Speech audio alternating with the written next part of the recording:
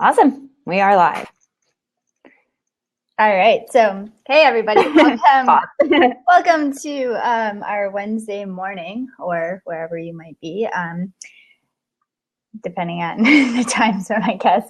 The hot seat with One Woman Shop, which is two of us, ironically. So I'm Sarah, and on my other side here, I won't point because I always get it wrong, is Christina. And we run the community over at onewomanshop.com, and we are a resource hub and community for female solo business owners. So we come here every Wednesday at 11 a.m. Eastern, on and off, depending on how much Blab wants to participate with us, to discuss different topics that come up for solopreneurs that we see amongst our community members, amongst our actual members, and just that we encounter on a daily basis as solopreneurs ourselves. So sometimes we're debating topics, sometimes we're just kind of riffing on them. So Christina, do you want to talk about kind of what we're going to approach today?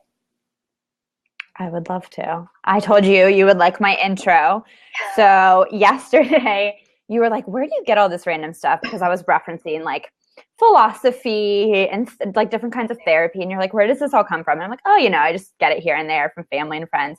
But sometimes I also get it from TV shows, including one that I know you really like, which is The Good Wife. Oh, love. So so we're both obsessed. I'm newly obsessed. Sarah's always one step ahead of me on books and movies and TV shows.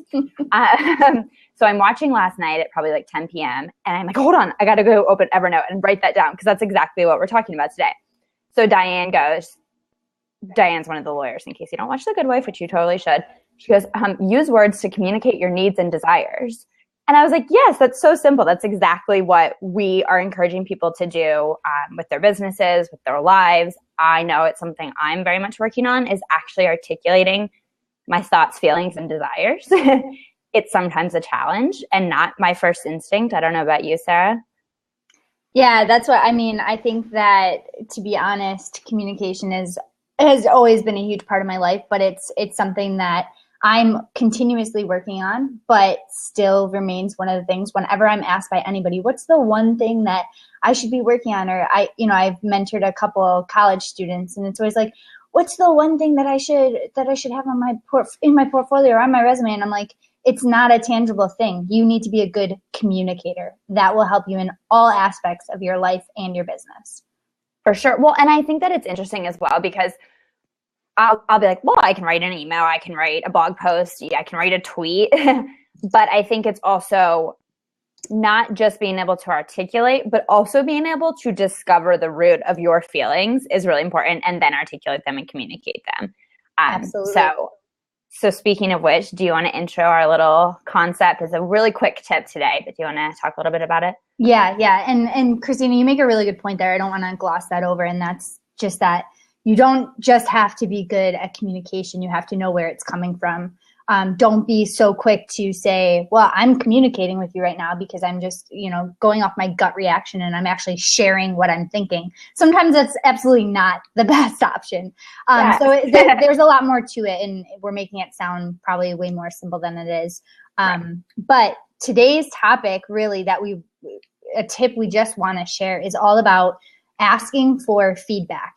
And it's something that every entrepreneur, solopreneur, business person in life needs to do, is to open themselves up to feedback, but have kind of a way of going about it that makes it really easy to accept feedback. And that's coming at it from a place where you know what you're asking for. So we run a monthly accountability group for our members, actually a couple of sections of it. And we do this round robin, and there can be anywhere from 2 to 10 people in these calls. So it's a little bit different every time. But when they're sharing a high and a low from the month before, we very succinctly tell them one thing. And this is our tip for you. So Christina, I'll let you say what that is. Oh gosh, so much pressure. So we basically say, please specify whether you're looking for a listening ear or whether you're looking for feedback. And so just articulating that makes you aware of what you're asking for, because sometimes you don't know until you think and say it. And it also makes other people around you be able to serve you in a better way.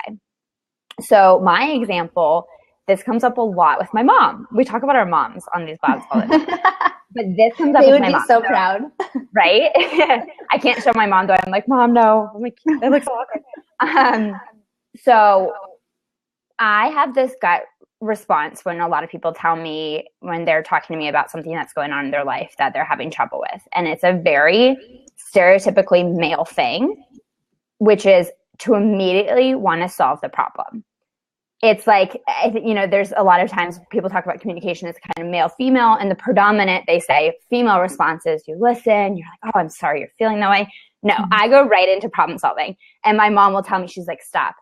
I don't want you to solve my problems. I just want to talk about it. And so that was really helpful for me to hear, oh, there's a time and a place for feedback, and there's a time and a place for just listening. So that was one place where I was the recipient of that sentence, and it really helped me be able to kind of better be a sounding board for my mom in this case. Yeah. So looking at it that's a really good shift in perspective there, because we're often coming from it as I'm asking for the feedback, but it's also knowing how you can best help other people. This is like a really random example, but when Sheryl Sandberg's husband passed away, she wrote Lean In. She's, I think, COO at Facebook. Mm-hmm. She put up this Facebook post that was shared, a million times over, but it was exactly kind of in line with this, where it was, I'm grieving, I'm mourning. I appreciate the sentiment of everybody's responses, but I'm not looking for help. I'm not looking for solutions. There's no solutions. I'm looking for people just to know that acknowledge that I'm going through this, but not try to offer a solution. So grief is one of those places where it's really easy to look at it and want to help and want to jump in and make it better. Whenever anybody's going through something hard, even when we have our coaching clients that have hit kind of a roadblock, or they have a personal issue that's affecting their business, it's our natural inclination to want to jump in and make it better, when oftentimes it's simply acknowledging that it's there, not glossing it over, not making it seem like it doesn't matter, but also not trying to jump in and act as the problem solver. Yeah, great point. And, we always talk about as solopreneurs, our lives interact a lot. Our lives are not separate from our business, I guess. And so, yeah, there's a lot of times where stuff does come up in personal life. And so you're like, well, like you said, we're not going to gloss it over. We're going to address it. But I think what you touched on is that this sentence, I'm looking for feedback, or I'm looking for a listening ear, can also be flipped around when you are the person, for example, the coach, and you can ask, are you looking for feedback, or are you looking for a listening ear? So it can definitely be used on both sides. Yeah. And even taking it a little further. So if somebody says, yeah, I do want feedback on this, or you say, yes, I do want feedback on this, being more specific about the feedback you're looking for is crucial to helping you process that feedback when it comes. So oftentimes we will say, yeah, I'm looking for feedback on that. And we'll get feedback that we didn't necessarily want. Right. I have a fellow solopreneur friend who just sent out a survey and got a lot of feedback that she was shocked by, surprised by.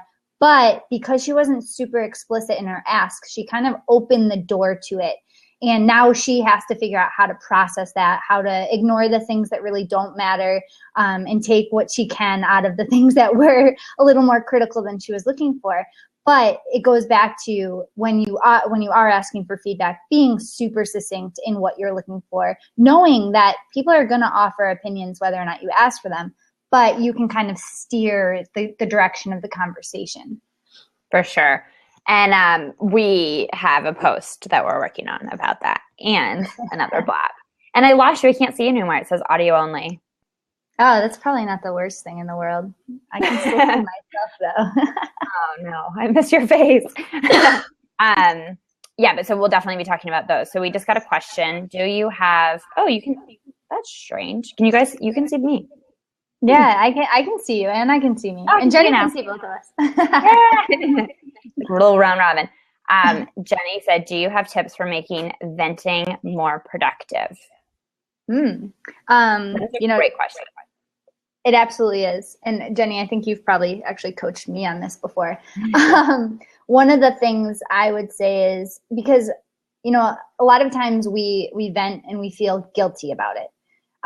So I know I'm definitely somebody that will vent and think that it's going to make me feel better, and then ultimately just feel guilty that I did it to the person that I did it to, or just the fact that I did it in the first place. But so now when I kind of feel that need to vent, well, the first thing I'll do is I'll consider whether or not venting is really the best thing for me, and if it's the venue for venting, right? So if it's something where I think I need to internally process it, I will try to back off and literally just think about it. The other thing I can do, and Brene Brown talks about this in Rising Strong, is write for healing. So actually writing it out instead of talking it out, so that you don't have somebody on the other end as a sounding board that might not want to be there. And then if you do want to vent to a person, kind of putting parameters around that. So not necessarily like making rules for yourself, but saying, I'm going to go with my thoughts unfiltered for 5 minutes and then be done with it. Putting some sort of parameter around it is kind of like how I would approach it if you go with actually talking to people about it. But I'd love to hear your thoughts, Christina. Of course, I have many. So Jenny said I want to vent, so I feel better, but often when I vent my frustrations, I get anger. And I think that is absolutely valid. People who go to a punching bag when they're mad actually get angrier, and it doesn't actually release your frustration. Not saying you shouldn't punch, because I was at kickboxing last night and it was really fun. I was like, but I think, not to give a huge spoiler from Solopreneur Sanity away, but I'm going to anyway, we always refer to Dan Harris, who wrote this book called 10% Happier, which I love. It's about meditation. I'm obsessed with it. And he has this key phrase that I use in my life all the time now. And it's, is this helpful? And sometimes it is. Sometimes expressing your feelings is really helpful and cathartic, and you're done with it. And sometimes it winds you up more.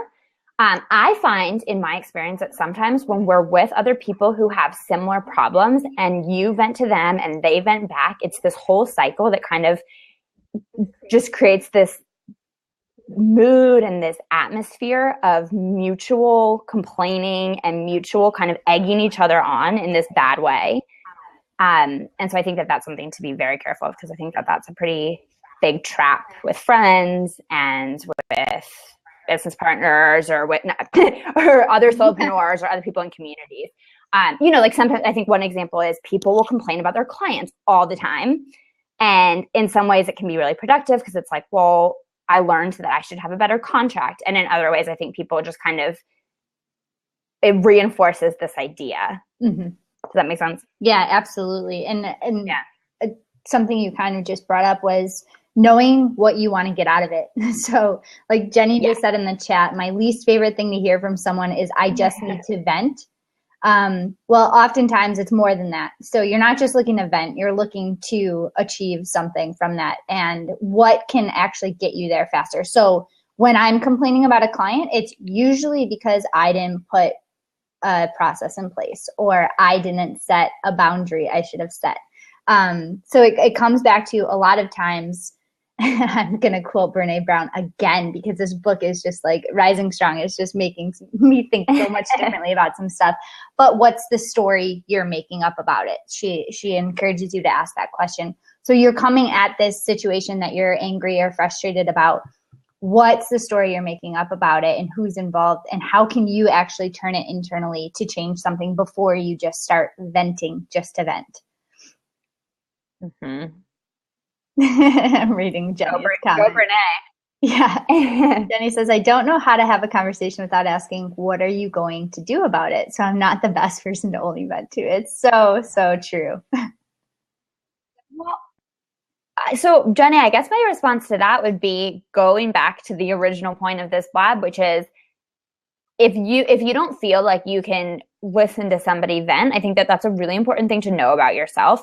Maybe it's something you want to work on. Maybe it's something you don't give a shit about working on. Maybe you're totally fine with not being the person that people come to vent.